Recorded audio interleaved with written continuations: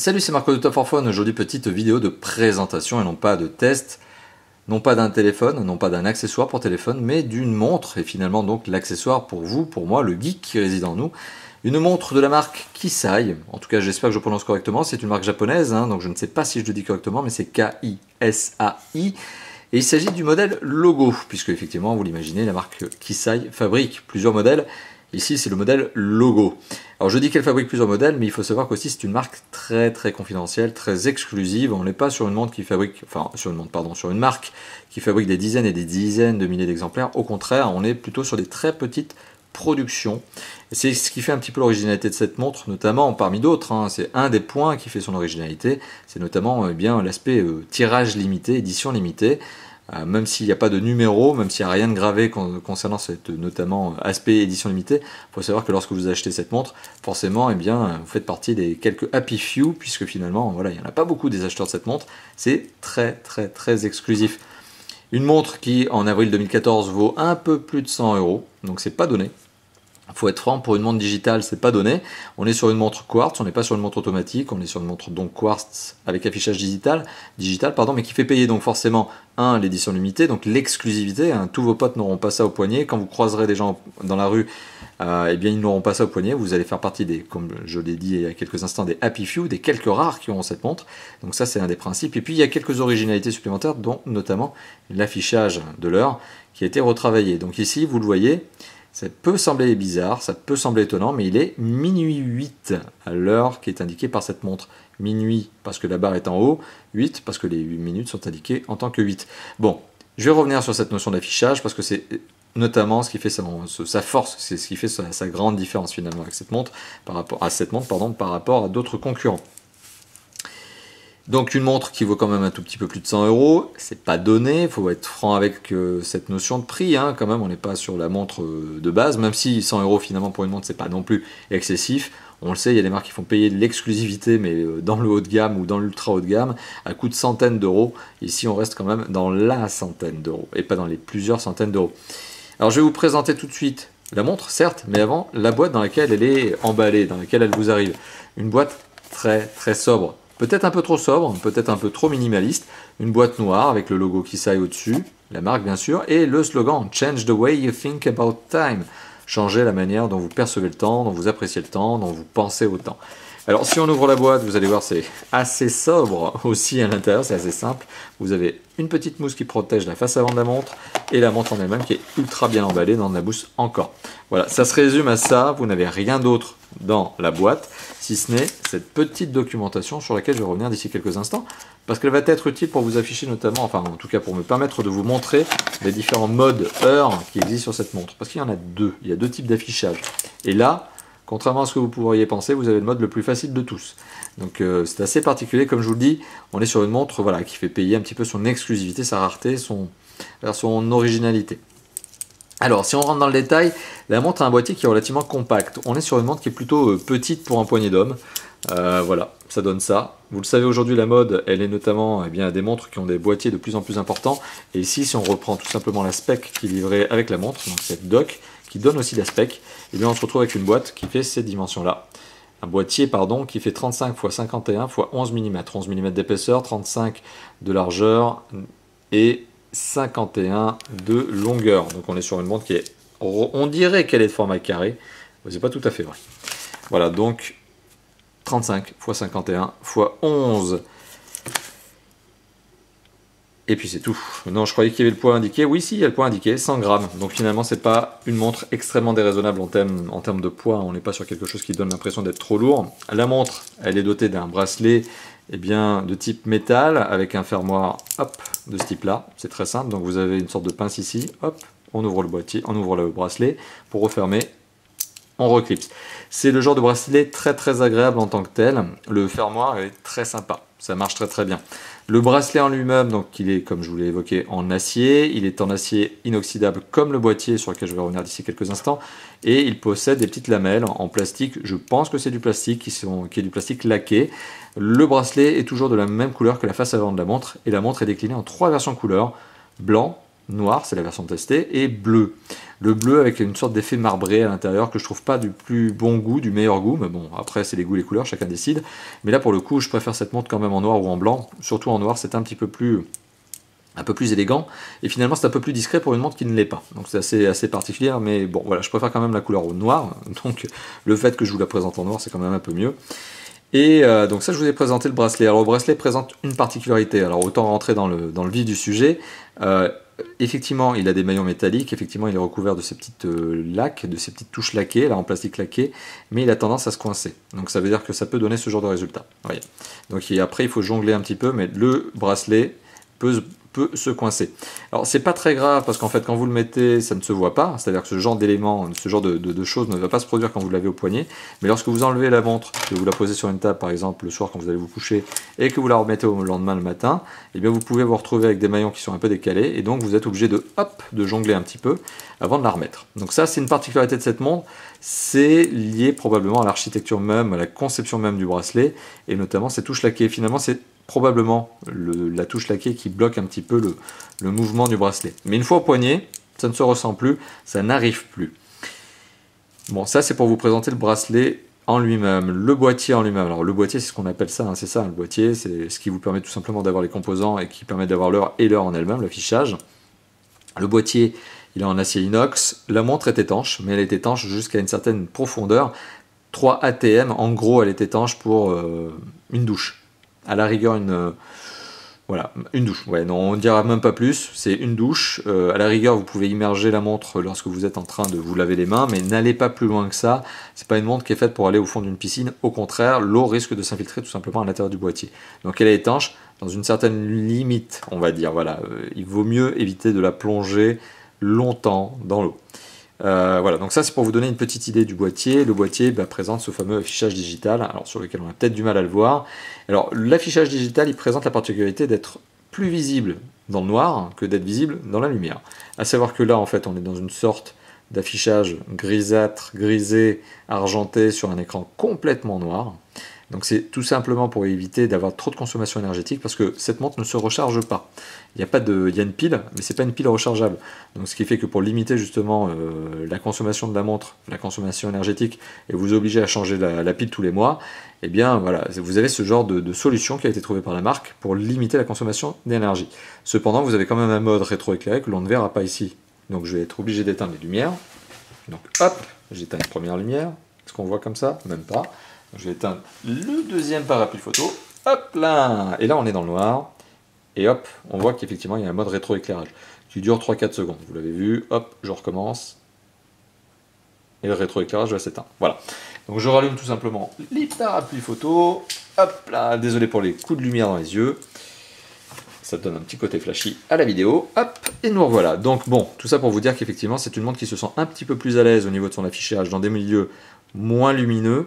En cas de forte lumière extérieure, forcément, vous allez jongler en fait avec le boîtier. Vous allez devoir pencher votre montre, voire même cacher la lumière de cette manière-là.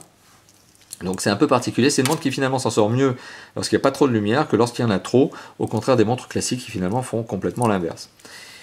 D'où le fait que c'est peut-être une montre pour geek qui est plutôt habituée à vivre la nuit. Bon, comme tous les geeks d'ailleurs, c'est bien connu.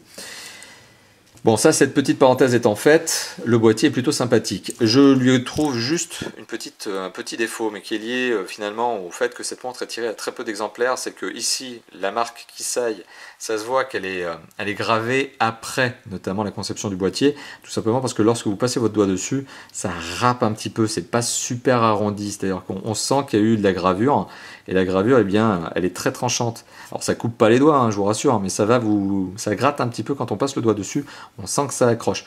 Donc voilà, il y aurait eu un petit coup de polissage dessus, encore une fois de plus, ça aurait été un petit peu mieux. Voilà, mais bon, c'est lié à la petite production de cette montre, c'est un choix de fabrication, c'est tout simple.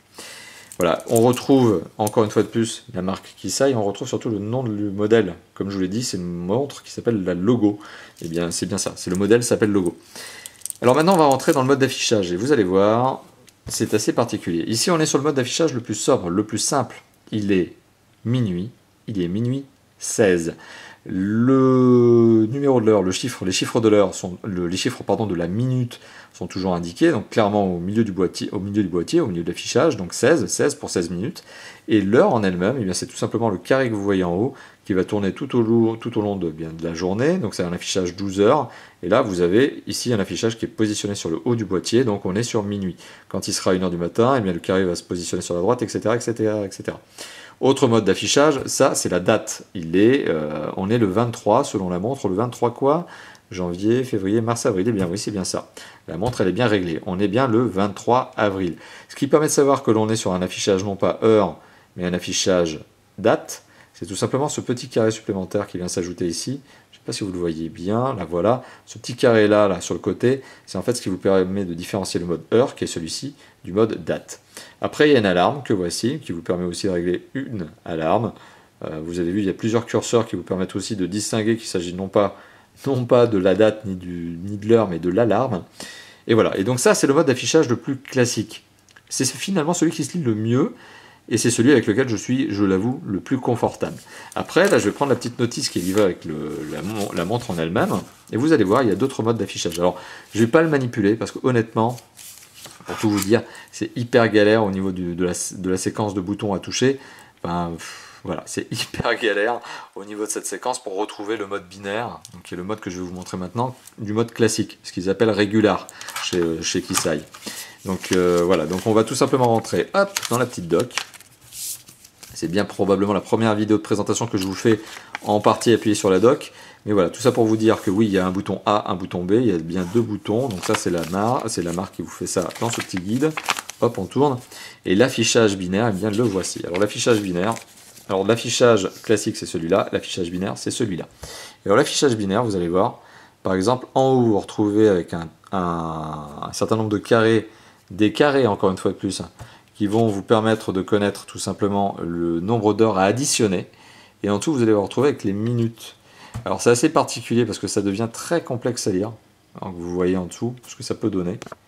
Et ça devient quand même sacrément complexe à lire. Surtout que vous avez plusieurs modes de calcul binaire que vous pouvez choisir. Bon, concrètement, c'est un coup à prendre. Je pense qu'au bout d'un moment, vous y faisiez. Ouh là là, vous allez vous y faire. Par exemple, vous le voyez bien ici. L'affichage, il nous indique bien qu'il est 5h58 du matin, tout simplement parce que le carré du 4 est éteint, et le carré du 1 est éteint, donc ça fait 4 plus 1, 5h du matin. Ouais, bon, c'est un peu compliqué. Comme je vous dis, il y a un coup à prendre. Je pense qu'une fois que vous avez pris le coup, vous arrivez vous-même à lire l'heure. Par contre, l'avantage de ce genre de choses, c'est que les petits curieux qui voudraient voir l'heure sur votre montre, et ce qui peut être énervant d'ailleurs des fois, eh bien ne pourront pas, parce que franchement, pour comprendre un truc comme ça, faut avoir lu la notice. Mais c'est aussi ce qui fait l'originalité de cette montre, c'est l'affichage binaire. Parce que voilà, sinon, bon, c'est une montre assez classique.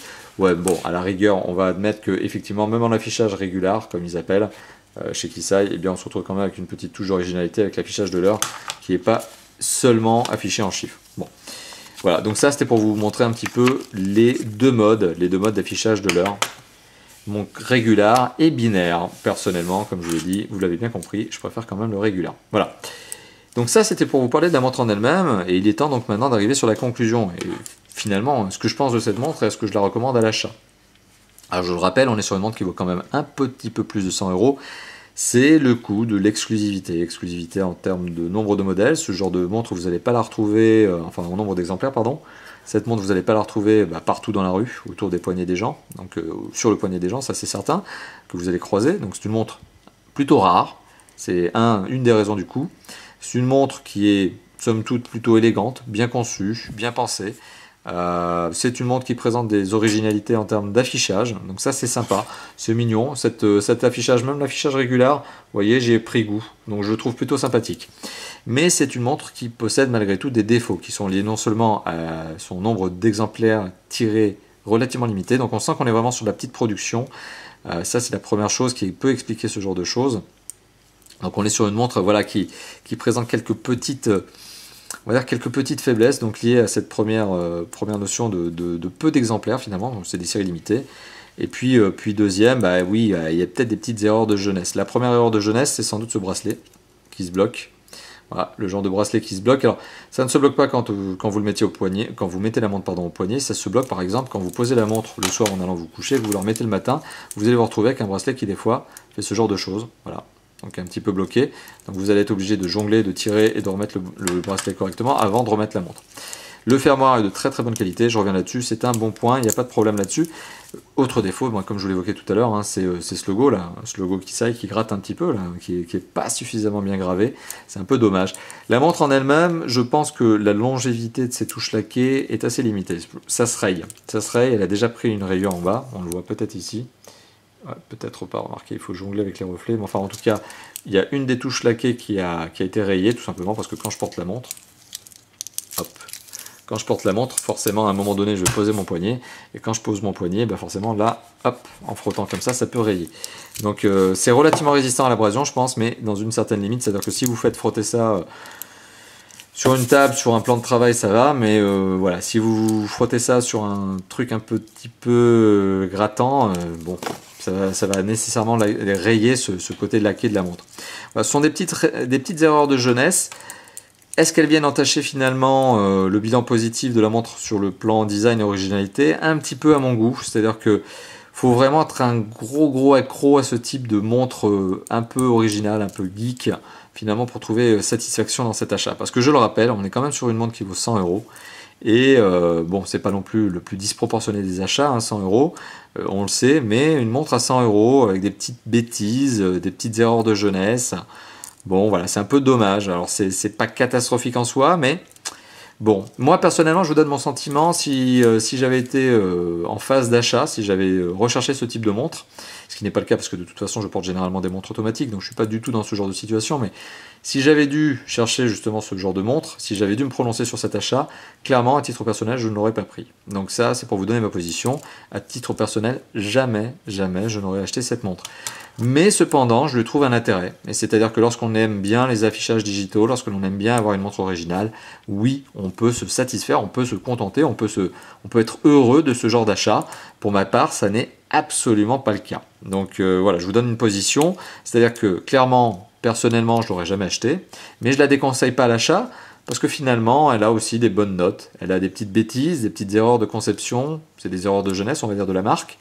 Mais finalement, c'est aussi ce qui peut faire son charme, parce que finalement, si la marque résiste dans le temps, si elle continue à sortir d'aussi beaux modèles de temps à autre, si elle continue donc à exister, à créer une véritable marque, c'est-à-dire si on finit par connaître qui ça est d'ici quelques années, eh bien on aura peut-être, je pense, plaisir à avoir acheté l'un des premiers exemplaires. Donc c'est aussi un petit peu une sorte d'encouragement à la marque finalement. Lorsque vous achetez cette montre, vous encouragez la marque à continuer son travail. Voilà, donc merci d'avoir visionné cette vidéo. Je disais qu'elle allait être courte, mais finalement elle dure plus de 17 minutes. Comme quoi il y avait des choses à dire, il y avait des choses à faire au niveau de cette montre, de la belle présentation finalement. Merci d'avoir visionné, bien sûr. Une vidéo que vous retrouvez, comme d'habitude, publiée sur YouTube, sur notre chaîne Top 4 Phone, sur notre blog, bien sûr, enfin pardon, sur notre site, top-4-phone.fr. Une chaîne, un site qui sont bien sûr complétés, bien sûr, parce que vous... Probablement, je dis bien sûr, mais probablement vous les connaissez, mais c'est pas forcé, hein. Enfin bon, voilà. Il y a un forum, un Facebook et un Twitter, donc n'hésitez pas tout simplement à nous rejoindre aussi sur ces 3 éléments. Je le rappelle, le site, la chaîne YouTube, Facebook, Twitter, le forum, autant d'endroits où nous retrouver et où échanger avec nous. Merci d'avoir donc regardé la vidéo de la Kisai logo commercialisée par la boutique en ligne qui s'appelle tokyoflash.com. N'hésitez pas à vous rendre sur cette boutique et tout simplement n'hésitez pas aussi à commenter et à mettre des pouces verts sur cette vidéo, ça nous fera toujours plaisir. Merci, à bientôt, ciao ciao.